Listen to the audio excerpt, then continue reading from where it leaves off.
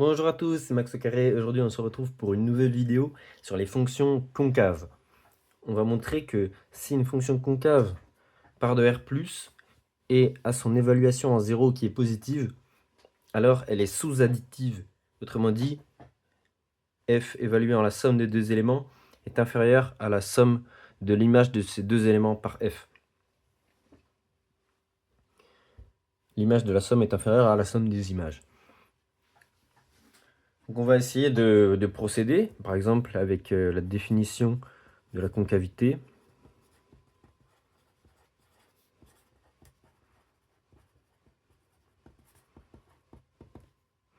Ça nous dit que pour tout t appartenant à 0, 1,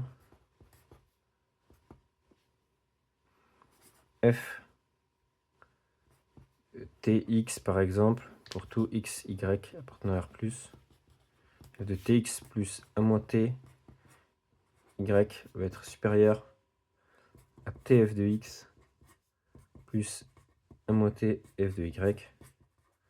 Donc ça, c'est l'inégalité classique de concavité. Et ça nous dit que quand on parcourt le segment xy,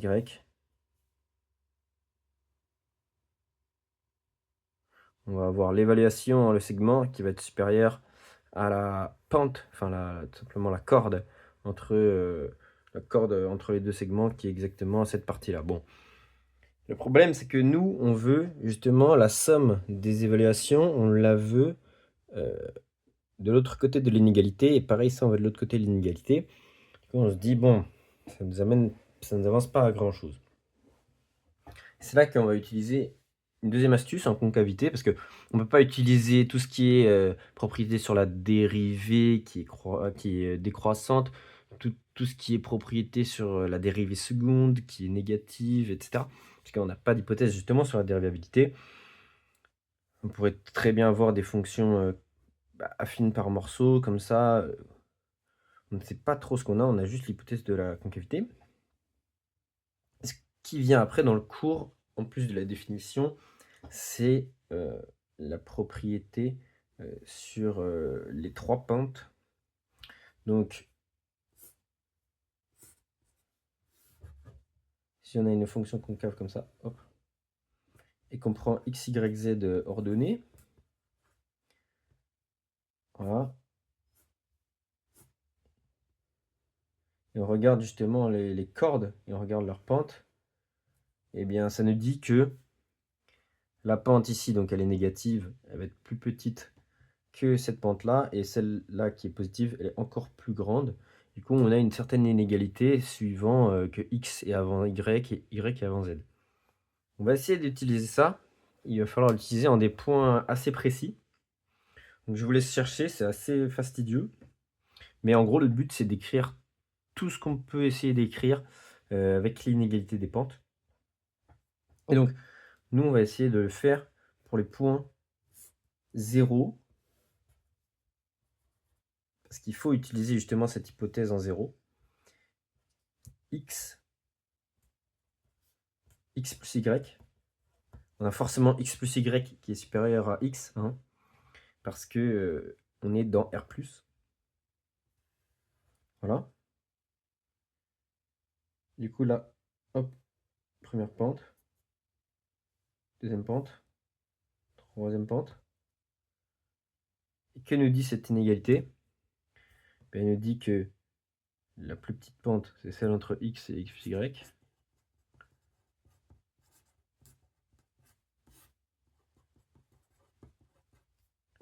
Ensuite, la deuxième plus grosse, c'est celle entre x plus y et 0.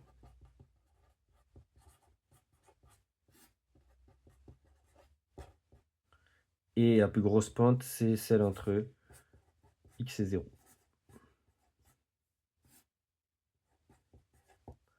Si on réécrit ça, hop, ça nous fait f de x plus y moins f de x sur y inférieur f de x plus y moins f de 0 sur x plus y qui est inférieur f de x moins f de 0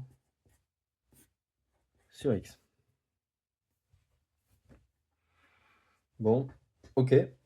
Donc là, on commence à se dire: «Ah, on peut être pas mal» parce que on commence à avoir du f de x plus y d'un côté, un bon côté de l'inégalité. Et si pareil, il est du bon côté, le f de x, il est du bon côté parce qu'avec le moins, il va passer de l'autre côté, ça commence à être bien. Ce qui nous empêche un peu, c'est le dénominateur. On se dit: est-ce qu'on pourrait pas faire la même inégalité en remplaçant y par x?» C'est complètement symétrique, hein. X plus y sera remplacé par y plus x, donc ça va être le même terme, et on va remplacer tous les x par les y et tous les y par les x. Ça va nous donner ce truc-là.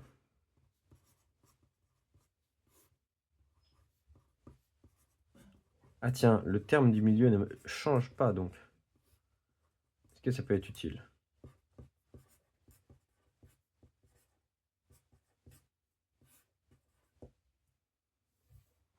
Et on aboutit à ce truc-là.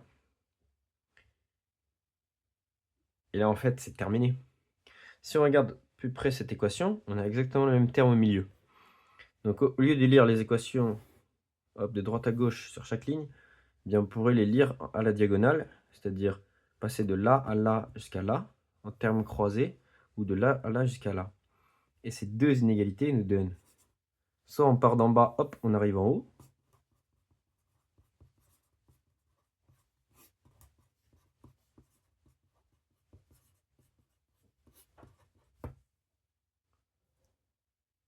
donc hop, tchac. Soit on part d'en haut et on arrive en bas. On obtient la même chose en remplaçant x par y.